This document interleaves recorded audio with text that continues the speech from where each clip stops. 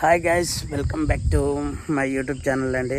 And ఈరోజు చాలా రోజుల తర్వాత వీడియో తీస్తున్నా. అండ్ మొన్న సైక్లోన్ వల్ల అయితే మా పంట అయితే చాలా ఎఫెక్ట్ అయింది అని చూసిరు కదా. అయితే నేను ఈ పొలంలో ఈ మడిలో కొంచెం వరి అయితే కోసిన, ఎందుకంటే మిషన్లు దొరుకుతలేవు, అసలు మన హార్వెస్టర్లు దొరుకుతలేవు.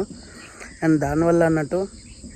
అండ్ మళ్ళీ ఇప్పుడు నేను ఏం చేస్తున్నా అంటే ఇవన్నీ కింద పడుకుంది కదా, ఇంకో ఇట్లా నిలబెట్టిస్తున్నా. ఇట్లా అంటే రౌండ్గా కట్టి నిలబెడుతున్నా, ఎందుకంటే కింద భూమి అంతా కొంచెం పచ్చిగా ఉండడం వల్ల ఏమవుతుందంటే మొత్తం మొలకలు వస్తుంది అన్నట్టు.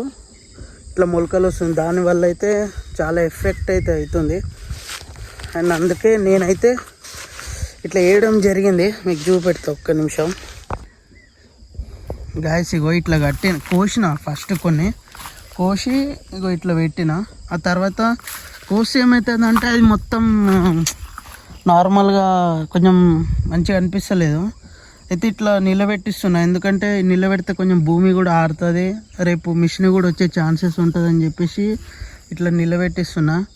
మొత్తానికి అయితే చాలా లాస్ అయింది, అసలు ఈసారి ఘోరంగా లాస్ అయింది. మొత్తం కింద ఏమంటారు మొలకలు వస్తున్నాయి. అసలు మీకు చూపెడతాయి ఇగో.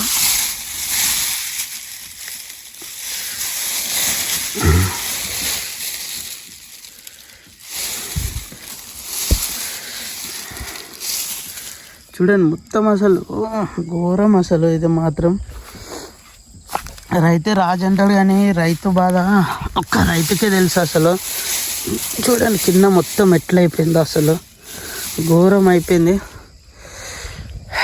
అండ్ సైక్లోన్ ఎఫెక్ట్ అయితే బాగా పడ్డది రైతులకి. అండ్ వీడియో కనుక నచ్చితే లైక్ చేయండి.